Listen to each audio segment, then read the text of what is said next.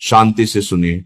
इस संसार में एक ऐसी सच्चाई है जिससे हर मनुष्य डरता है, जिससे वह भागता है, जिससे वह अनदेखा कर देता है।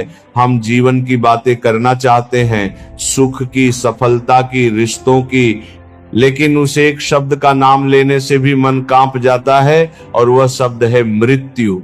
मृत्यु को हम दूर रखना चाहते हैं, उससे आंखें चुराना चाहते हैं, लेकिन जब कभी हमारे घर के पास से कोई अर्थी गुजरती है और हवा में एक स्वर गूंजता है, राम नाम सत्य है, तब वह सच्चाई हमारे सामने खड़ी हो जाती है।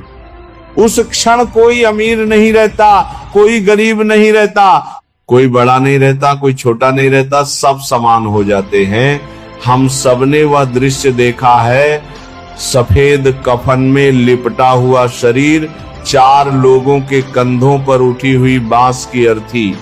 लेकिन भक्तों, क्या आपने कभी उस दृश्य को ध्यान से देखा है?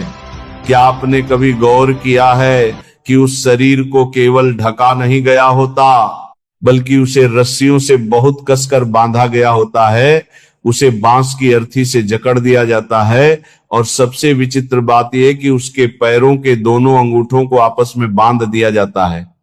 अब जरा ठहर कर सोचिए, वह मनुष्य अब मर चुका है, वह हिल नहीं सकता, वो भाग नहीं सकता, वो किसी का विरोध नहीं कर सकता, वो केवल एक मृत शरीर है। तो फिर उसे एक अपराधी की तरह, एक कैदी की तरह रस्सियों में जकड़ने की क्या आवश्यकता है?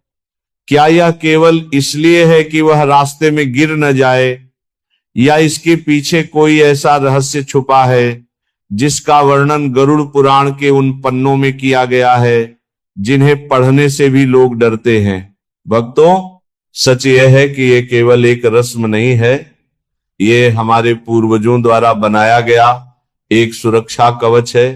ये रस्सियां उस मृत शरीर को नहीं बांधती, ये हम जीवित लोगों की रक्षा करती हैं। गरुड़ पुराण कहता है कि मृत्यु कोई एक झटके में घटने वाली घटन, मृत्यु एक प्रक्रिया है, एक लंबा क्रम है। जब प्राण शरीर छोड़ते हैं, उस क्षण शरीर तो निर्जीव हो जाता है, लेकिन आत्मा तुरंत यह नहीं समझ पाती कि वह मर चुकी है। यह बात सुनने में अजीब लग सकती है, लेकिन इसे ऐसे समझिए जैसे कोई व्यक्ति गहरी नींद में हो या किसी बहुत गहरे स्वप्न में डूबा हो। जब आत्मा शरीर से बाहर निकलती है तो उसे लगता है कि वह सो रही है। वह अपने ही शरीर को बिस्तर पर लेटा हुआ देखती है, वह अपने परिवार वालों को रोते हुए देखती है, वह अपनी पत्नी को, अपने बच्चों को पुकारती है और कहती है, मैं यही हूं, तुम उस शरीर को देखकर क्यों रो रहे हो? लेकिन उसकी आवाज कोई नहीं सुन पाता। वो छूने की कोशिश करती है, लेकिन उसका हाथ हवा के आर पार निकल जाता है। और यही वह क्षण होता है भक्तों, जब आत्मा को सबसे बड़ा झटका लगता है। उसे एहसास होता है कि अब उसका इस भौतिक संसार से संबंध टूट चुका है। गरुड़ पुराण कहता है कि मृत्यु के बाद के कुछ घंटे आत्मा के लिए सबसे अधिक खतरनाक होते हैं, क्योंकि उस समय आत्मा मोह में होती है। जिस घर में उसने पूरी उम्र बिताई, जिस शरीर को उसने इतने वर्षों तक सजाया, संवारा, खिलाया, पिलाया, उसे वो इतनी आसानी से कैसे छोड़ दे? आत्मा भ्रम में पड़ जाती है। उसे लगता है कि यदि वो दोबारा उस शरीर में प्रवेश कर जाए तो शायद फिर से जीवित हो सकती है, और यहीं से संकट की शुरुआत होती है। इसीलिए शव को तुरंत बांधा जाता है। लेकिन प्रश्न ये उठता है कि शरीर को कहीं से भी बांधा जा सकता था, फिर पैरों के अंगूठों को ही क्यों बांधा जाता है? भक्तों, योग शास्त्र कहता है कि हमारे शरीर में 72,000 नाड़ियां होती हैं जिनमें प्राण ऊर्जा प्रवाहित होती है। यह ऊर्जा पैरों से सिर की ओर और सिर से पैरों की ओर एक सर्किट में चलती रहती है। जब मनुष्य की मृत्यु होती है तो ये ऊर्जा धीरे धीरे बिखरने लगती है, लेकिन शरीर में कुछ बची खुची ऊर्जा, जिसे आज की भाषा में हम रेजिडुअल एनर्जी कहते हैं, वह कुछ समय तक बनी रहती है। पैरों के अंगूठों को बांधना वास्तव में उस ऊर्जा सर्किट को बंद करने जैसा है। यह एक प्रकार का ऊर्जा ताला है।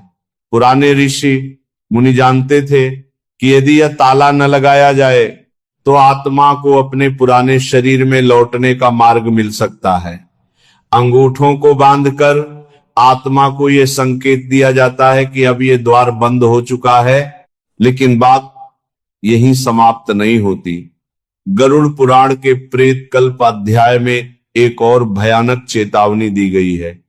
यह ब्रह्मांड केवल वही नहीं है जो हमें दिखाई देता है। हमारे आसपास इसी हवा में अनेक अदृश्य शक्तियां विद्यमान रहती हैं।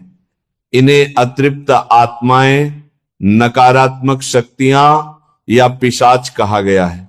अब कल्पना कीजिए एक खाली घर की। यदि कोई घर वर्षों तक खाली पड़ा रहे और उसके दरवाजे खुले हों तो क्या होगा? कोई भी आकर उसमें प्रवेश कर सकता है।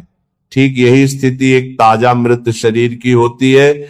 आत्मा जा चुकी होती है, शरीर खाली होता है और वही क्षण इन नकारात्मक शक्तियों के लिए सबसे अनुकूल होता है।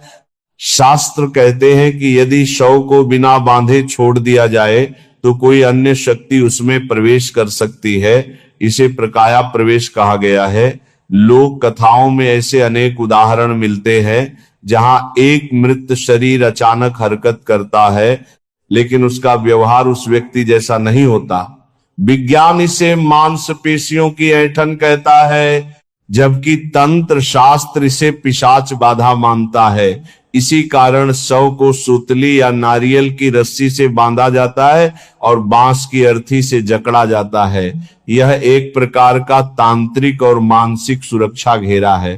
अब यदि हम विज्ञान की दृष्टि से देखें तो भी इसका कारण स्पष्ट है। मृत्यु के 3 से 4 घंटे बाद शरीर में रिगर मॉर्टिस नामक प्रक्रिया शुरू हो जाती है, जिसमें मांसपेशियां अकड़ने लगती हैं। पुराने समय में शव को कंधों पर उठाकर लंबी दूरी तय की जाती थी। यदि शरीर बंधा न हो तो हाथ पैर अजीब ढंग से बाहर निकल सकते थे या गैस बनने के कारण अचानक हरकत हो सकती थी, जो देखने वालों के मन में गहरा भय बैठा सकती थी।